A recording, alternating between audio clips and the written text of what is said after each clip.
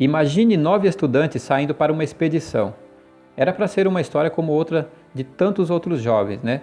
Se não tivesse terminado em ferimentos misteriosos e mortes aparentemente inexplicáveis. E um mistério que já dura mais de 60 anos. Eu sou o Adriano Silva, o narrador dessa história, e te apresento agora a história do Passo Dyatlov e o eterno mistério na Montanha da Morte. Se você gostar do vídeo, não esquece de clicar em gostei e se inscrever no canal e ativar as notificações para acompanhar os outros mistérios como esse que eu vou trazer nesse canal. No auge do inverno de 27 de janeiro de 1959, um grupo de 10 jovens, sendo 8 homens e 2 mulheres, começa uma expedição rumo ao norte das Montanhas Urais, a cordilheira que divide a Europa e a Ásia, na União Soviética. Essa expedição era liderada por Igor Dyatlov, e o objetivo da expedição era alcançar Otortin, uma montanha situada a 10 km ao norte do local do incidente. O grupo então viajou de trem até a cidade de Ivdel, e de lá eles tomaram um caminhão até Visay, o último assentamento habitado ao norte. E dali eles começaram então uma marcha em direção a Otortin, isso em 27 de janeiro. No dia seguinte, um dos integrantes, o Yuri Yudin, foi forçado a voltar devido a problemas de saúde. Mal sabia ele que essa decisão iria salvar a sua vida, né? Todos os integrantes que prosseguiram possuíam experiência em excursões de esqui e expedições em montanhas. Porém, nada poderia prepará-los para o que aconteceria nos próximos dias. Todos os acontecimentos envolvendo essa expedição ficam até hoje por conta de suposições. Como estava combinado, em 12 de fevereiro, Dyatlov deveria entrar em contato com o seu clube esportivo através de uma mensagem telegráfica. Porém, essa mensagem nunca chegou. E devido às condições do clima, nesse tipo de expedições, atrasos eram comuns. Justamente por isso, as operações de resgate ao grupo só começaram 8 dias depois. No dia 26 de fevereiro, após 6 dias do início das buscas, o acampamento da expedição foi encontrado abandonado. Estava completamente destruído, havia marca de rasgões a partir de dentro das barracas. O que aconteceu naquela noite de gelada de inverno? Até hoje ninguém sabe. Desde esse acontecimento, durante as décadas seguintes, muitas teorias foram levantadas por diversos investigadores para tentar explicar o que aconteceu naquele acampamento. Durante a noite de 1º de fevereiro, alguma coisa fez com que os esquiadores acordassem e saíssem às pressas da barraca. O que intriga os investigadores é que a barraca foi rasgada de dentro para fora, ou seja, eles teriam saído da barraca com tanta pressa que não teriam sequer dado tempo de vestir as roupas e os sapatos de neve. Após saírem, teriam corrido em torno de 500 metros até um bosque próximo dali. Todos esses eventos ocorreram numa temperatura de 20 graus negativos. Naquele bosque foi encontrado vestígio de uma fogueira que teria sido acesa. Outra descoberta feita no bosque através dos galhos quebrados sugere que eles tentaram subir nas árvores, porém não se sabe o que eles temiam naquelas circunstâncias. Com o frio extremo, as 2 mortes teriam ocorrido ali mesmo, próximo da fogueira. Foram encontrados descalços e usando apenas as roupas de baixo. A hipotermia não lhes deu chance de sobreviver.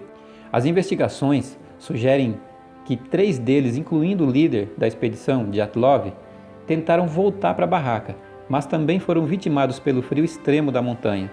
Até esse ponto, somente 5 corpos haviam sido encontrados. Após 2 meses passados e muitas investigações, os demais corpos foram encontrados, e a partir daí, as dúvidas sobre o que aconteceu só aumentou.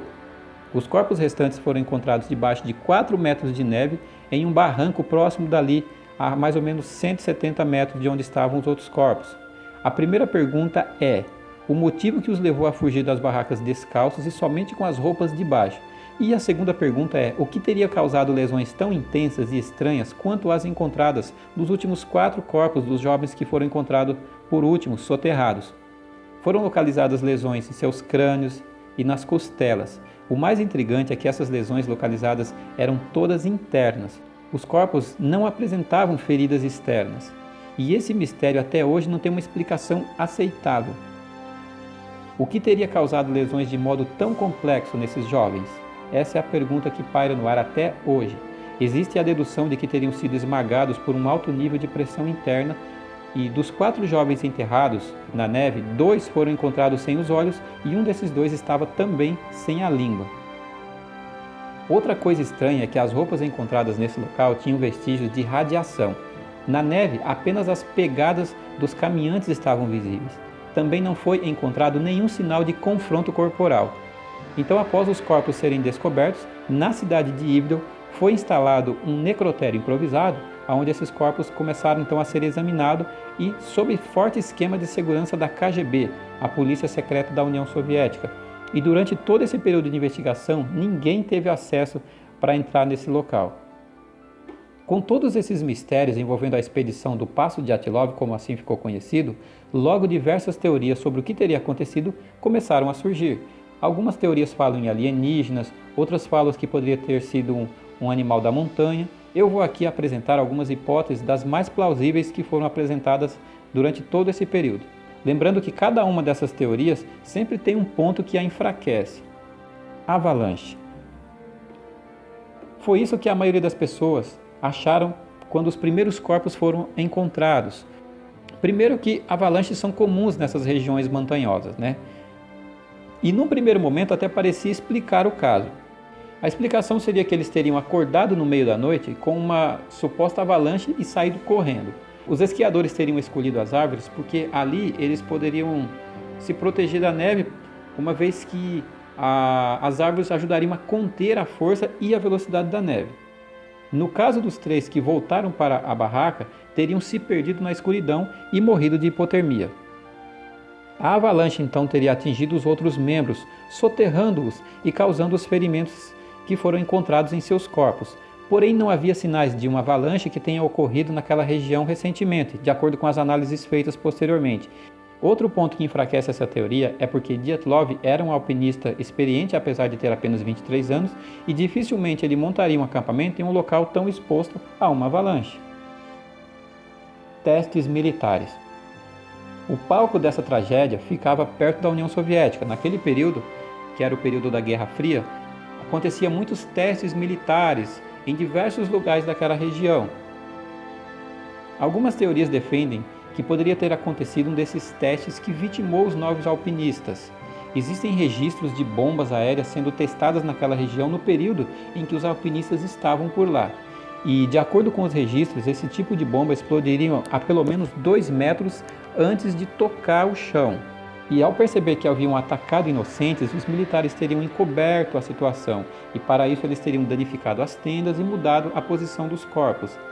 Testes militares poderiam explicar os níveis de radiação encontrados nas roupas das vítimas, porém não explicaria o porquê das vítimas terem sido mortas de formas tão diferentes. E o ponto que enfraquece essa teoria é que uma bomba teria causado maiores danos na região, o que não foi verificado quando os investigadores chegaram ao local.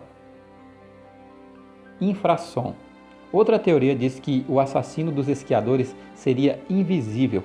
Algumas teorias defendem que poderia ter acontecido naquela noite um fenômeno chamado infrasom, um fenômeno natural muito raro. Segundo os defensores dessa teoria, os ventos ao redor da montanha teriam criado um fenômeno chamado Vórtice de von Karman. Esse fenômeno seria capaz de criar infrassons que induzem a ataques de pânicos em seres humanos. Essa teoria explicaria o fato de terem fugido descalços e sem roupas adequadas. Quando recuperaram então a compostura dentro de uma temperatura de 20 graus negativo, eles não conseguiram resistir à hipotermia. Nesses 2 casos, os ferimentos encontrados nos corpos poderia ser explicado como sendo feito por animais selvagens. Contudo, essa teoria perde força porque os corpos não apresentavam lesões externas aparentes. A explicação oficial do governo russo, após uma nova investigação feita em 2019, aponta que uma avalanche teria vitimado os 9 jovens. Todas as 3 linhas de investigações feitas envolviam apenas condições climáticas, porém os familiares das vítimas rejeitaram novamente essa teoria e, de acordo com o advogado dos familiares, eles acreditam que restos de um foguete teria caído naquela região e os gases teriam impedido que os garotos conseguissem respirar. Isso explicaria o motivo de terem saído correndo e às pressas do acampamento e morrido de hipotermia. Seja como for, a verdade é que, mesmo com todas essas investigações feitas e passados mais de 60 anos dessa terrível tragédia, não se tem uma explicação aceitável por todos do que aconteceu com aqueles jovens. E como as investigações não chegaram a uma resposta até agora, parece que o mistério sobre o que aconteceu naquela noite fria de fevereiro vai continuar.